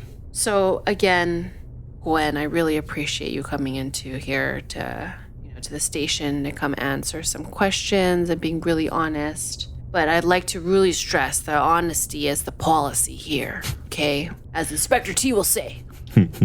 Is there anything in your recollection that you would like to correct? Maybe about the timing or what you did when the argument happened, like you leaving and going to the inn at about 8 p.m. Is that correct? I think so. Maybe I have the time wrong. I don't know. All right, boom. I have these logs here. It shows that you did not arrive at 8 p.m., but you arrived at 10 p.m. And I believe, according to our witnesses and other fellow townsfolk, it wasn't raining just quite yet, but when you arrived at the inn at 10 p.m., you were pretty wet. Not only that, but there were witnesses that saw you chase after said Devin. Devin. And we have other witnesses of you being tied to this weapon that we found at the scene at the cabin. Do you have anything to say? Weapon? What are you talking about? Like, where's Devin? I would like to know too. Maybe you can let me know. And I notice you're, keep on subconsciously touching your wrist there. Is there something that you usually wear on the wrist like this? Slam on the table. So I don't know if you're telling her to show you her wrist. Yeah. She sees the bracelet and then it's like, kind of like trying not to pay attention to it. But there's a scratch on her wrist. Oh, what happened there? I don't know. I don't remember getting this. It looks a little fresh, like maybe it happened last night. Well, we have the ability to look at DNA and fingerprints. Unfortunately, it did rain, but, all the evidence that ties you to witnesses that have seen you carrying a weapon or being seen holding a weapon, chasing after Devin or Thomas Ridley, and the scratch in your arm, looks like there was some type of scuffle that happened, and this bracelet that was found at the crime scene. We can easily just wrap this up and charge you with murder, unless you want to come clean. Look, I don't know, like, what you're talking about, who saw me do what, but okay, so I did go after Devin last night. He stormed off first, and I was wanting an answer, so I went after him. We were in the woods, and all of a sudden, this crazy man just appears out of nowhere, and he's threatening Devin, and he's pointing a gun at him. Is it crazy? Who? Crazy. This crazy man appeared out of nowhere, threatening Devin, pointing a gun at him. What does this man look like? It was pretty dark, so I couldn't see his face, but he had this big, like, flannel jacket. Vernon. Sorry, I didn't say that to her. Okay. And what was he doing, you said? I don't know. He was just like yelling at Devin. So Devin was ahead of me and I was trying to catch up, but I can see this man, in the distance kind of pointing his gun and yelling at Devin. What was he yelling at? What was he saying? Something about like, how dare he like show his face or something. Okay. So then what happened after that? Did you catch up to Devin? So I caught up and I went up to the man and I was trying to calm him down. And he just seemed like set on, shooting him. And did you get any information as to why this crazy man, this random guy wants to shoot Devin? I don't know. That's when Devin told me to just run. Oh, so the three of you were together. I mean, why did Devin tell you to run? I don't know. I guess he was looking out for me. He just told me to run. So I ran back to the cabin. I don't know how I lost my bracelet, but I went straight to the cabin, got my stuff, and went to the inn. I see. When you went back to the cabin, everybody was asleep by then? What time was that? I don't remember the time, but yeah, Trevor was passed out on the couch and Victoria must have been in the room. I just went in, grabbed my stuff, and went to the inn. I see. And when you spoke to this crazy man and also mid-chase of Devin, did you have any physical altercations with any of them? No, I didn't. Did you see a dog nearby? No, not that I can remember. So you have no idea how you got that scratch on your arm? Yeah, I have no idea. Seems like someone would remember a scratch on their arm. Okay, well, your bracelet is at the crime scene. So if you can jog your memory about your scratch, that would be very, very helpful. Otherwise, you are definitely persons of interest. Now, you didn't hear any gunshots or anything? No, I didn't. I see. When you were at the cabin, did you notice a weapon on premises? No, not that you can I recall. recall. So are you aware of where Devin is now? No, I don't know. He is unfortunately dead. So she's kind of trying to act surprised. What? What do you mean? No, you don't seem that phased, or this news is not shocking to you. Wait, so he's dead? Yes, he is. How does that make you feel? Now she's just like covering her face, like with her hands. Laughing? No, I'm just kidding. And she's just like looking like she's in shock. Let's just put it that way. Appearing to be in shock. I see. Yes, so Devin, who is actually Thomas Ridley, was found at the bottom of the ridge, possibly fell down from the cliff. And at the ridge, at the edge of the ridge, we find this bracelet, which is yours. Is that correct? It's kind of breaking the fourth wall in a bit.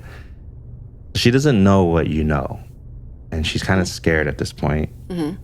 And she's already kind of admitted that that's her bracelet. Mm-hmm. I don't know where or when I lost it. I just realized like I didn't have it this morning. So if I were to, we're doing a lot of tests and the coroner is still examining the body. If I were to find under his fingernails, possibly your blood and DNA, how can you explain that to me, huh? She just had no response. All right, Booker, turn around. Turn around. Any last words? Okay, so I think you have most of the information now at this point. So that was kind of the last thing I wrote, is that you would have these last two interviews, one with Gwen and one with Vernon, as these are your primary suspects. And now you have to make a final accusation. And this is, again, based off the information that you know. Also knowing, I'll give you some tip here, that not everything both of them have told you is true. You mean the information told to me is conflicting? What do you mean? Either conflicting or, they're lying to you. Uh-huh. Well, sorry, that's what I mean. Conflicting because both cannot be true. Yes.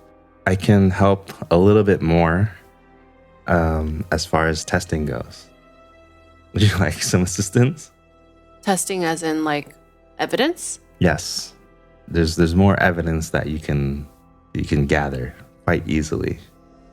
Well, one thing I was thinking, this is probably not related, but other things that were like sport dug and buried is, I don't think we circled back, or the coroner has ever revealed if there's any pertinent information to other holes. There are other bullet casings, but they're all like old, right? Yeah. But anything else? No, so Okay. the bones are just like animal Okay. bones, and the casings are, older bullets. So there is one thing, I wasn't sure if you would think to test this, and it's something that I guess is really easy. So you know that it involves the firing of a gun. Oh, gunpowder residue? Yeah. So, you can very easily test the residue. Yes, I'd like to test the residue. Sorry. Okay, this is my first story, guys. I'm trying to do a lot better in the future, okay? Okay, just to speed it up again, basically, they both have gunpowder residue. I was going to say,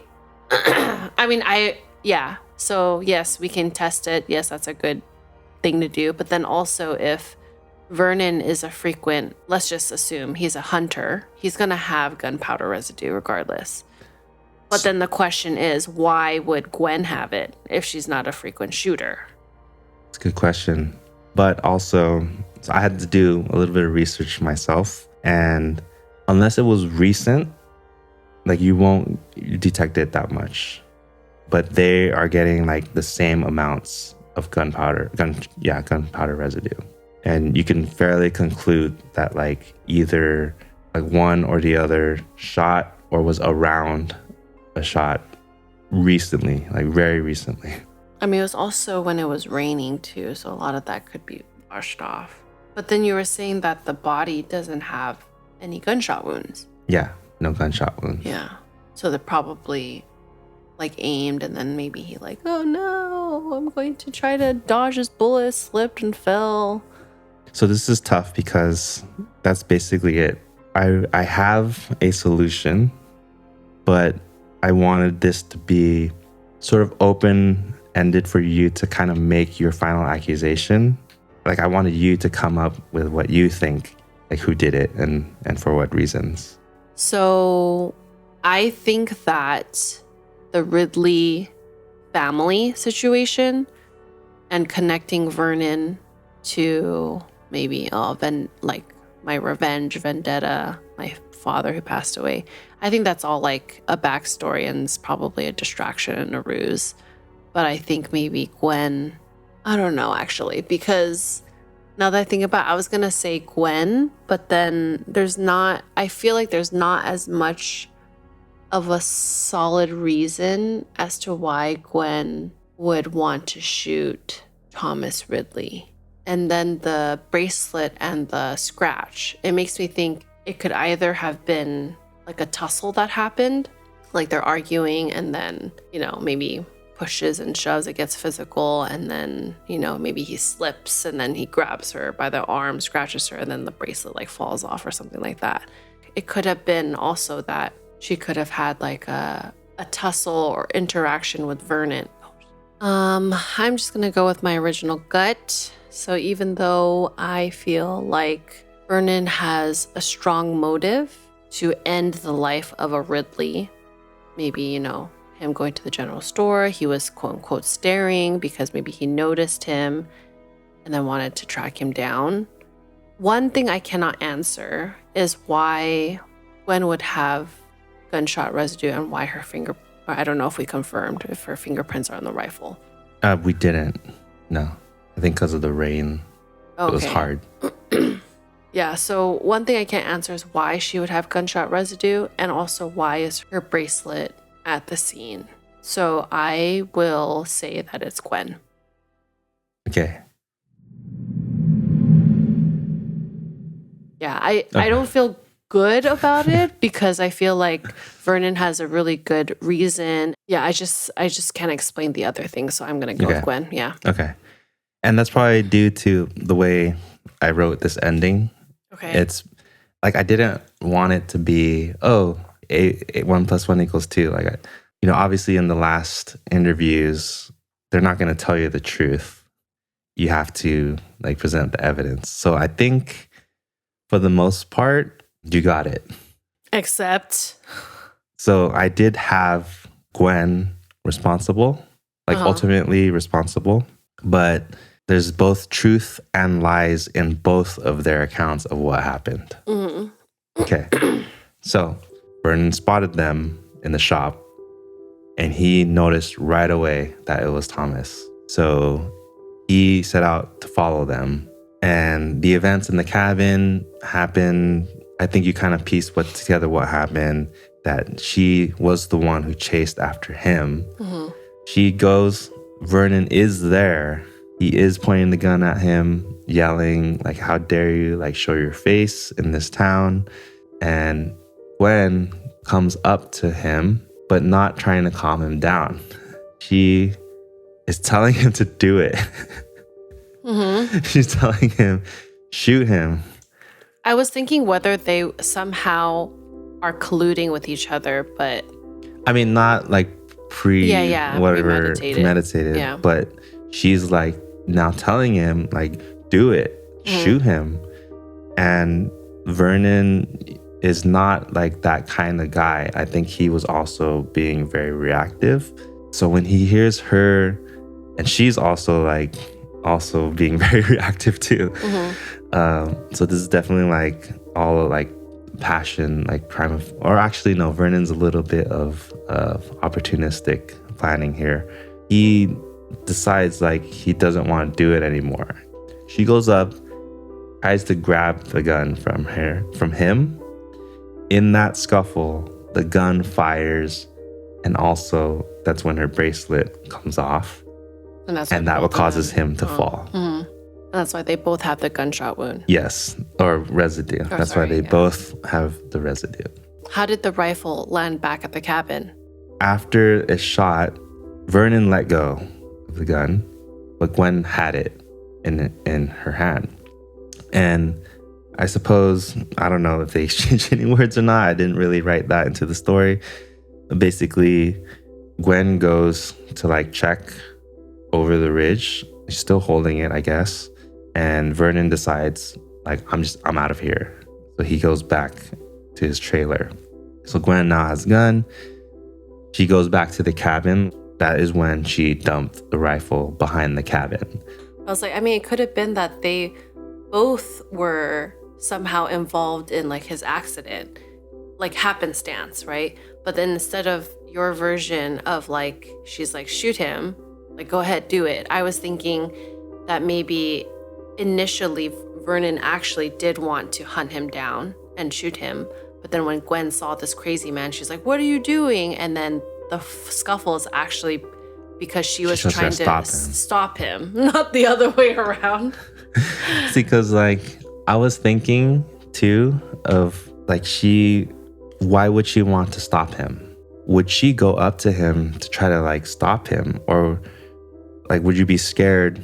Because if he's fully intent on shooting and he's not putting his rifle down, like you would be hesitant to like even get close to him, right? And, especially even trying to grab the rifle from him. Like, I don't think she would do that. So instead, I had it so that he's actually like putting the rifle down. He's not going to shoot anybody, and she's the one who's like trying to grab the rifle now. Yeah, that's it. That's the story. Good job playing how many characters?